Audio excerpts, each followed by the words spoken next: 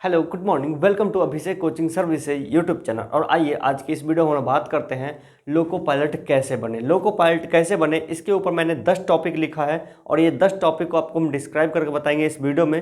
पूरा 10 मिनट का वीडियो होगा, पूरा जरूर देखिएगा, आपको A to Z जानकारी मिल जाएगी। फॉर्म भरने से लेकर के इसका exam, syllabus, pattern, document verification, medical test वगैरह सब कुछ के बारे में, साइको टेस्ट के बारे में, इसकी तैयारी कैसे करनी है, कौन सा बुक पढ़ना है, कहाँ कोचिंग करनी है, ये सब के बारे में। इसके बाद बात करेंगे आपको सैलरी के बारे में, इसको कितनी सैलरी दी जाती है, इसको माइलेज कितना मिलता है। इसके अलावा आपको इसमें जानकारी मिलेगी कि लोको पायलट का एक कंप्लीट जॉब किस टाइप का, आइए उसी के बारे में बात करते हैं। सबसे पहला जो टॉपिक है वो है आपका लोको पायलट का जो जॉब है वो क्या है तथा कैसे काम करता है। देख ले, बेसिकली लोको पायलट को क्या काम होता है। लोको पायलट, लोकोमोटिव मतलब कि रेल का इंजन, रेलगाड़ी के इंजन को ऑपरेट करने वाले को ही लोको पायलट कहते हैं। इसमें दो लोको पायलट होती है, एक होती है असिस्टेंट लोको पायलट, दूसरी होती है सीनियर लोको पायलट। तो आपकी जो भर्ती कभी भी होगी तो सीनियर लोको पायलट के रूप में आपकी नहीं होगी, वो आप हमेशा प्रमोशन से जाके बनेगा। आपकी जो भर्ती होगी वो स्टार्टिंग में आपको क्या बनना है, आपको बनना है स्टार्टिंग में असिस्टेंट लोको पायलट। इसी को कहा जाता है ALP, यानी कि असिस्टेंट लोको पायलट। इसी पोस्ट पे आपकी भर्ती होती है और आपको अपने निश्चित सेक्शन में आपको दिए हुए समय पर आपको ट्रेन के इंजन को वहाँ तक पहुँचाना है, रेलगाड़ी समेत, और बिना किसी दुर्घटना के, टाइम टू टाइम। आइए इसका दूसरा टॉपिक है कि लोको पायलट का जो वैकेंसी होती है, वो भर्ती होती है, वो कब निकलती है। इसके बारे में स्टूडेंट का बहुत सारा कन्फ्यूजन कि फॉर्म हम कब भरेंगे, क्यों होती है। जो वैकेंसी होती है वो निकलती है ऑनलाइन, और इसका जो आप कहाँ से भरेंगे, RRB के ऑफिशियल वेबसाइट पे।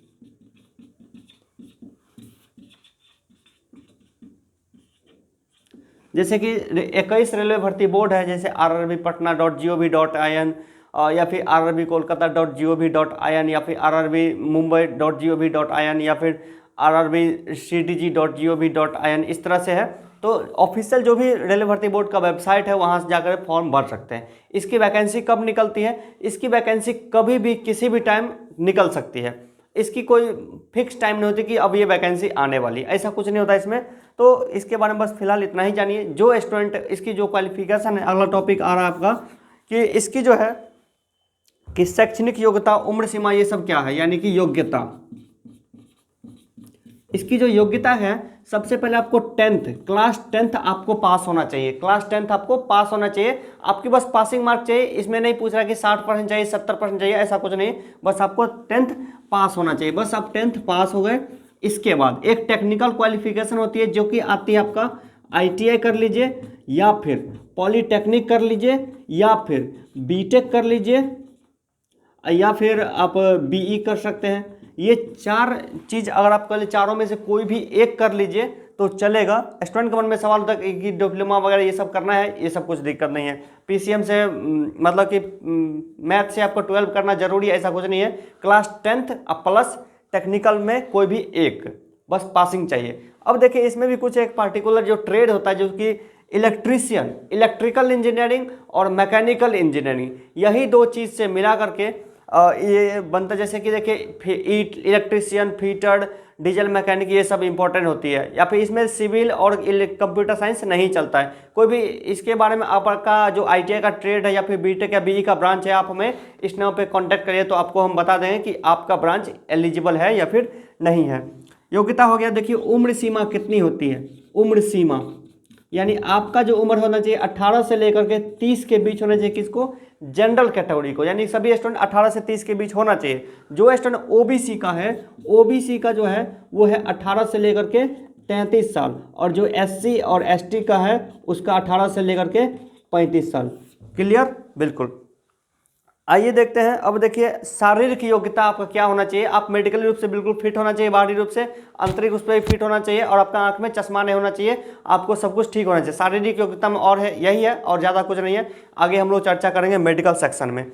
आइए अब जानते हैं लोको पायलट के एग्जाम के बारे में बहुत कुछ, वही सबसे ज़्यादा इम्पोर्टेंट चीज़ है।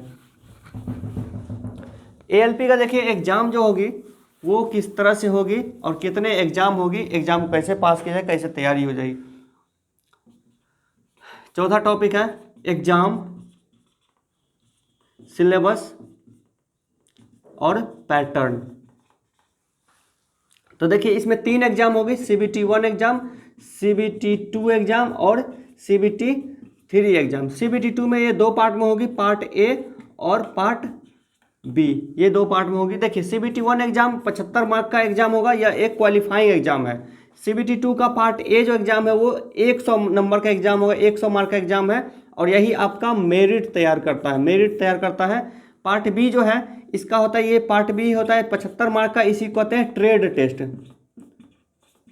इसी को कहते हैं ट्रेड टेस्ट। 75 क्वेश्चन पूछे जाते हैं, वो आपके ट्रेड से, आप जिस भी ट्रेड में ITI किए हैं आप वहाँ पे फॉर्म डालिएगा, फिर आपको वो ट्रेड का आपको ट्रेड टेस्ट देना होगा। और ये है पासिंग क्वालिफाइंग ये भी है, लेकिन इसको क्वालिफाई करने के लिए आपको 35% मार्क यानी कि 26.5 नंबर आपको इससे ऊपर आना चाहिए। CBT3 जो है यह भी, इसको बोलते हैं साइको टेस्ट, इसको क्या बोलते हैं, साइको टेस्ट। और साइको टेस्ट को पास करने का मार्क है 42% पे पासिंग है, 42% पे पासिंग है। अब इसका जो है ये रहा इसका, अब जान लीजिए इसका सिलेबस क्या है। CBT1 का सिलेबस है मैथ्स, रीजनिंग, उसका देखिए साइंस में देखिए फिजिक्स है, केमिस्ट्री है और biology, math, reasoning, physics, chemistry, biology. और उसका देखिए general awareness on current affairs, ये सब्जेक्ट को समझना बेहद जरूरी है। देखिए 75 क्वेश्चन में से आपका मैथ का आएगा 20 क्वेश्चन, रीजनिंग का आएगा 20 क्वेश्चन, और फिजिक्स, केमिस्ट्री, बायोलॉजी तीनों मिला के आपको आएगा 25 क्वेश्चन, और general awareness on current affairs में से आएगा क्वेश्चन 10, टोटल हो गया 75। जीके, इतिहास, भूगोल, नागरिक ये सब नहीं पूछता, इकोनॉमिक्स, पॉलिटिकल साइंस ये सब नहीं पूछता है, बेसिक जीके, गेम जीके, इसके बाद एक कंप्यूटर साइंस ये सब नहीं पूछता है, इसलिए उसको पढ़ने की कोई ज़रूरत ही नहीं है, यही इसका पूरा सिलेबस है। अब देखिए CBT2 का पार्ट ए जो 100 नंबर की होती है, उसका देखिए मैथ, यही जो CBT1 में मैथ है वही मैथ CBT2 में भी है, जो कि आती है 25 नंबर की। जो रीजनिंग CBT1 में है वही रीजनिंग CBT2 में होगा, जो कि आती है 25 नंबर की। इसमें एक नया सब्जेक्ट जुड़ रहा है जो कि आएगा 40 नंबर का, उसका नाम है basic science and engineering, basic science and engineering, basic science and engineering. और बेसिक साइंस एंड इंजीनियरिंग में 40 नंबर का क्वेश्चन आता है, और इसका सिलेबस वगैरह हम आगे चर्चा करेंगे। इसके बाद देखिए फिर ये जो है current affairs on general awareness on current affair जो है 10 नंबर का, यही 10 नंबर इसमें भी आता है, 10 नंबर जो कि सेम यही टॉपिक होते हैं। यानी कि देखिए मैथ, रीजनिंग और करंट अफेयर्स जो CBT1 में है वही CBT2 में भी है। CBT2 में एक्स्ट्रा क्या है 40 नंबर, यानी इसका जो 60 नंबर है वो कॉमन है CBT1 से, इसलिए CBT1 तैयार करते हैं तो ऑटोमेटिक CBT2 भी तैयार होती है। अगला क्या तैयार करना है, बेसिक साइंस एंड इंजीनियरिंग आपको एक्स्ट्रा तैयार करना है। अब देखिए ट्रेड टेस्ट जो कि 75 नंबर की, इसमें आपके ट्रेड से क्वेश्चन पूछे, जो कि आपका इलेक्ट्रीशियन है, फीटर है या डीजल मैकेनिक है, तो संबंधित ट्रेड से क्वेश्चन आते हैं एग्जाम में। अब देखिए एग्जाम, ये सिलेबस पैटर्न सब जान गए। CBT3 देखिए साइको टेस्ट, इसमें 5 टाइप की टेस्ट होती है, और इस टेस्ट का लेने का मकसद होता है कि आपका दिमाग जो है विकट परिस्थिति में किस रूप में काम करते हैं। इसमें बस इतना ही जानिए, आगे हम लोग चर्चा करेंगे दूसरे वीडियो में इसके बारे में और डिटेल से। आगे जाइए कि इसकी कट ऑफ वगैरह सब क्या जाती है। तो आपको अगर एग्जाम को पास करना है तो आप 75% से ऊपर नंबर लाने की कोशिश करेंगे CBT2 के पार्ट ए में, तो और पार्ट ए में, और CBT1 में भी आप 75% से ऊपर नंबर लाने की कोशिश करेंगे, तब आपका रिजल्ट बन सकता है। क्योंकि स्टूडेंट की संख्या कितनी है, 1 करोड़ से भी ज़्यादा। इस बार तो आपको लगता है कि मुझे ऐसा लगता है 1.5 करोड़ स्टूडेंट पूछ जाएगा, क्योंकि सभी स्टूडेंट फॉर्म भरते हैं इसमें। देखिए अब देखिए लोको पायलट के जो तीनों एग्जाम होते हैं, तीनों एग्जाम की तैयारी आपको कहाँ से करनी है, कैसे करनी है। तो देखिए आपका है master notes ALP master notes, इसको मैंने लिखा है, और हमने 2014 में और 2018 में मैंने 2 लोको पायलट का एग्जाम पास किया RRB मुजफ्फरपुर से। उसी के आधार पर मैं लोगों को पढ़ाता हूं, और हमारे यहाँ से हजारों की संख्या में स्टूडेंट पास होकर के अभी लोको पायलट की जॉब कर रहे हैं। तो आपको मास्टर नोट्स पढ़ना है, इसमें से आपको 90% तक क्वेश्चन एग्जाम में आता है, और डिटेल जानकारी आप हमें इस नंबर पर कॉन्टैक्ट करें तो आपको बता देंगे। दूसरी है स्मार्ट वीडियो कोचिंग एप्लीकेशन, जो कि आपको प्ले स्टोर पर मिल जाएगी।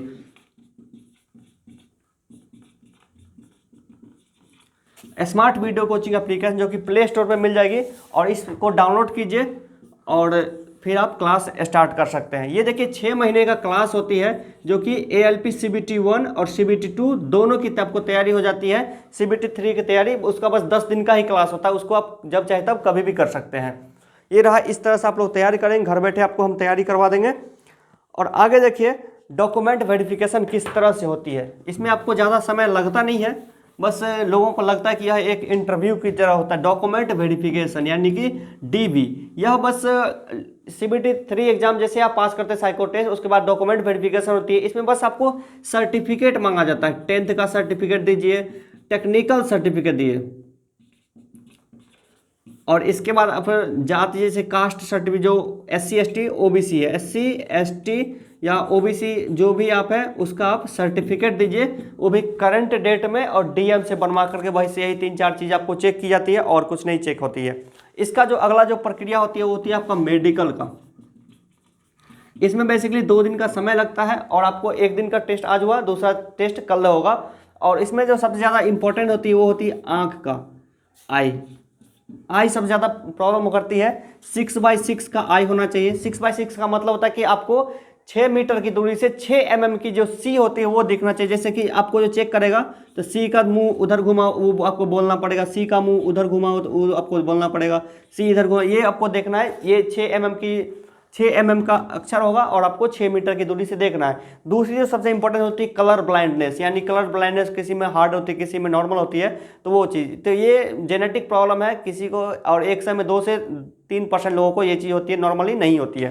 तो कलर ब्लाइंडनेस बहुत ज़रूरी चीज़ होती है। बस यही 2 चीज़ है, आपका चश्मा नहीं होना चाहिए। भले ही आप ज्वाइन कर लीजिए, उसके बाद आपका आँख खराब हो गया तो आप चश्मा लगा के ट्रेन चला सकते हैं, उसके लिए कोई दिक्कत नहीं है। इसके अलावा देखिए हार्ट, आपको हार्ट में दिक्कत नहीं, यानी कि आपका दिल का बीमारी कुछ नहीं होना चाहिए, बड़ा बीमारी।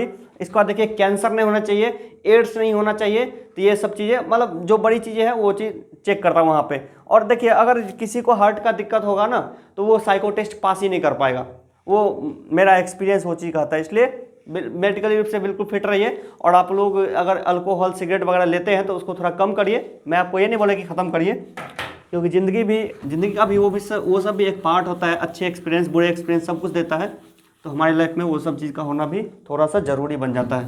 तो देखिए मेडिकल टेस्ट भी हो गया। और आप अब जानिए कि ALP का जो है ट्रेनिंग कैसे होती है। देखिए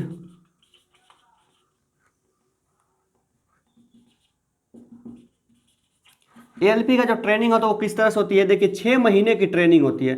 6 महीने की ट्रेनिंग यानी कि 150 दिन का। तो अब 150 दिन मतलब 5 महीना, और छुट्टी वगैरह मिलाकर, संडे वगैरह मिलाकर 6 महीने लग जाता है।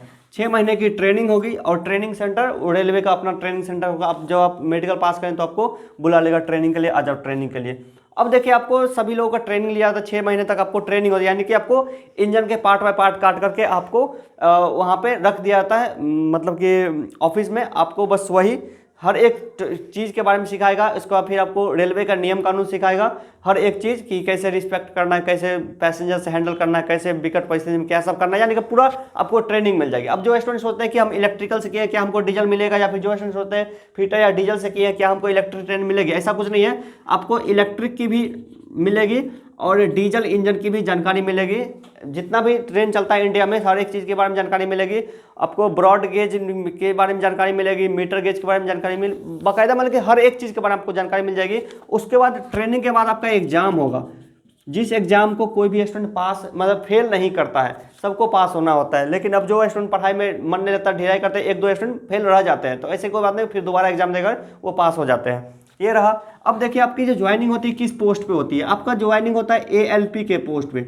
ALP यानी असिस्टेंट लोको पायलट। स्टार्टिंग में आपको मालगाड़ी दी जाती है, 6 महीना साल भर चलाते हैं। तो उसके बाद फिर आपको सीनियर, उसके बाद फिर देखिए 2-3 साल आप, मतलब कि आपके पास एक अच्छा एक्सपीरियंस हो जाता है, तो आपको ALP ग्रुप में किसी भी इंजन को लेके जा सकते हैं। देखिए जैसे कि पैसेंजर ट्रेन, राजधानी ट्रेन, कोई भी बड़ा से बड़ा ट्रेन हो, उसको 2 लोको पायलट मिल के चले। जैसे एक होता है ALP, एक होता है LP। LP मतलब क्या हुआ, यानी कि सीनियर लोको पायलट, और ALP मतलब असिस्टेंट लोको पायलट। आप उसके साथ देखते हैं, सीखते हैं कि कैसे सब काम करता है। 4 साल या 5 साल आप ड्यूटी करते हैं ALP के रूप में। ALP के रूप में आप किसी भी ट्रेन को आप चला सकते हैं। उसके बाद फिर आप बनते हैं loco pilot LP। Loco pilot बनते हैं LP मालगाड़ी। LP goods ALP, goods LP बनते हैं। तो यानी इसमें आपको मतलब 8 से 10 साल तक लगातार आपको मालगाड़ी ट्रेन चलाना होता है। उसके बाद मालगाड़ी ट्रेन चलाने के बाद आपको पैसेंजर ट्रेन दी जाती है। इसके बाद मेल एक्सप्रेस, सुपरफास्ट, दुरंतो, उसका आपको 45-50 उम्र आते आते आपको राजधानी वगैरह जो भी लग्जरी ट्रेन इंडिया का सब कुछ आपको मिल जाएगी।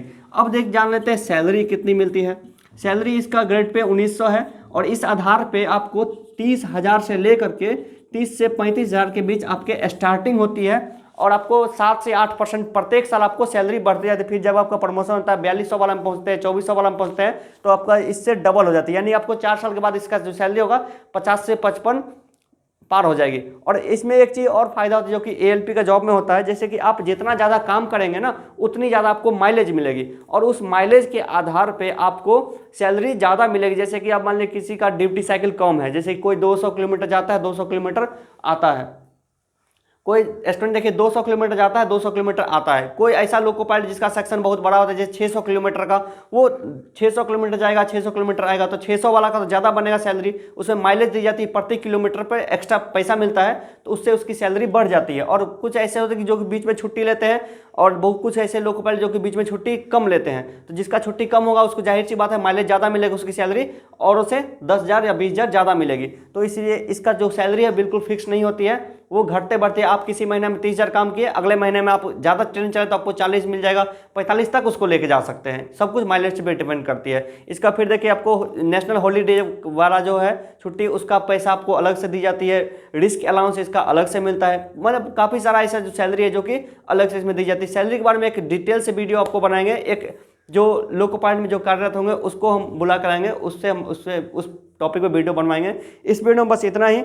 और आप लोग को मैं बता दूं कि बस आप लोग को तैयारी अगर करनी है तो आप लोग मास्टर नोट्स और वीडियो कोचिंग ले लीजिए, हम आपको तैयारी करवा देंगे। 6 महीने में CBT 1 और CBT 2 दोनों की पूरी पेपर का आपको हम तैयारी करवा देंगे। आई होप कि आप लोग सिलेबस और पैटर्न को समझे होंगे। हम मिलते हैं आपको अगले क्लास में।